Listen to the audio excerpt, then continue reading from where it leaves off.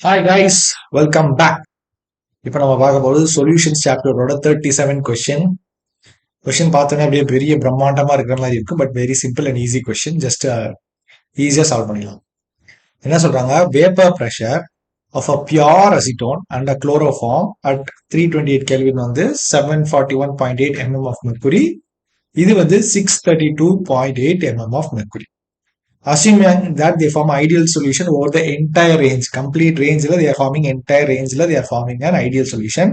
Plot P total, P chloroform, P acetone as a function of X acetone. அதாவது function of acetone. அசிட்டோனோட இது கூட கூட கூட அதை வந்து டோட்டல் குளோரோஃபார்மோட ப்ரெஷர், அசிட்டோனோட ப்ரெஷர், டோட்டல் ப்ரெஷரை வரைங்க அப்படின்றாங்க.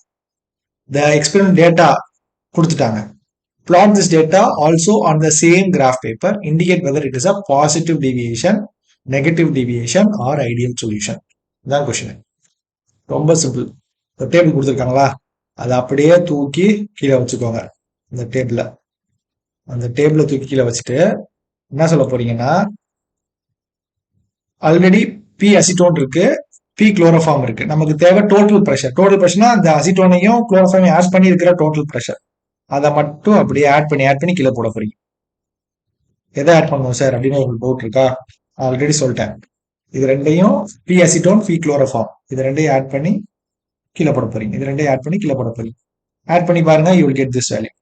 ஸோ அதை ஆட் பண்ணி you can put in the corresponding இதில் போட்டுருங்க. அவ்வளோதான். ஓகே, கரஸ்பாண்டிங் காலத்தோட மேட்ச் பண்ணி போட்டுருங்க. சிம்பிளா போட்டாச்சா? போட்டதுக்கு அப்புறம் எக்ஸ் ஆக்சிஸ்ல அவங்க சொல்லிட்டாங்க, எக்ஸ் அசிட்டோனோட வேல்யூ எக்ஸ் ஆக்சிஸ்ல பிளாட் பண்ணிருங்க. பி அசிட்டோனோட Y axis, P acetone P chloroform ஒரே ஒய் ஆக்சிஸ்ல போட போறீங்க. சார் எப்படி சார் போடுறது? கிராஃப் காட்டுங்க சார், டவுட் இருக்கு சார் அப்படின்னா அது பிரிங் த கிராஃப் ஆல்சோ. இதா இருக்கு பாருங்க. So I'm gonna zoom it. இப்போ உங்களுக்கு எக்ஸ் ஆக்சிஸ்ல 100 டைம்ஸ் எக்ஸ் அசிட்டோன் இருக்கு பாருங்க, அது இருக்கு. எக்ஸாம்பிள் இப்போ 11.8 அப்போ அசிட்டோனோட வேல்யூ 54.9. 11.8 அப்போ அசிட்டோனோட வேல்யூ, இதான் அசிட்டோனோடது, பி அசிட்டோன் இருக்கா, 54.9. அதே டயத்துல குளோரோஃபார்ம் 540, அப்படியே மேல போங்க, குளோரோஃபார்ம் 548. ரெண்டே ஆட் பண்ணா இருக்கு டோட்டல் 603. ஆட் பண்ணா இருக்கு டோட்டல் 600. கிளியரா? ஸோ சிம்பிளா நீங்க என்ன பண்ணுங்க, அந்த பாயிண்ட்ல இருக்கிற ஃபுல்லா அசிட்டோன் இதை ஃபுல்லா ஃபர்ஸ்ட் பிளாட் பண்ணிட்டு கனெக்ட் பண்ணிருங்க. அடுத்து குளோரோஃபார்ம் 632, 548, 468 அப்படி இருக்கிற ஃபுல்லா கனெக்ட் பண்ணிருங்க. அப்புறம் ரெண்டு ஆட் பண்ணி டோட்டல் வச்சிருப்பீங்க, அந்த பாயிண்ட் ஃபுல்லா போட்டு கனெக்ட் பண்ணிருங்க. அவ்வளவுதான், you will get your graph. Simple தானே, ஒன்றும் இல்லை, ஜஸ்ட் வேல்யூஸை பிளக் பண்ணி கிராஃபா போட போறோம். ரொம்ப சிம்பிள்.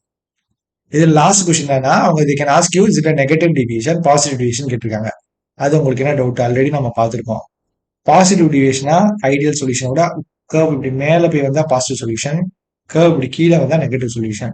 இங்க பாருங்க, இந்த பாயிண்ட் கனெக்ட் பண்ணி பாக்குறப்போ இட் இஸ் வெரி கிளியர். இது வந்து கீழே தான் வருது, பெண்ட் இந்த சைட்ல இருக்கு, கீழே நோக்கி தானே பெண்ட் இருக்கு.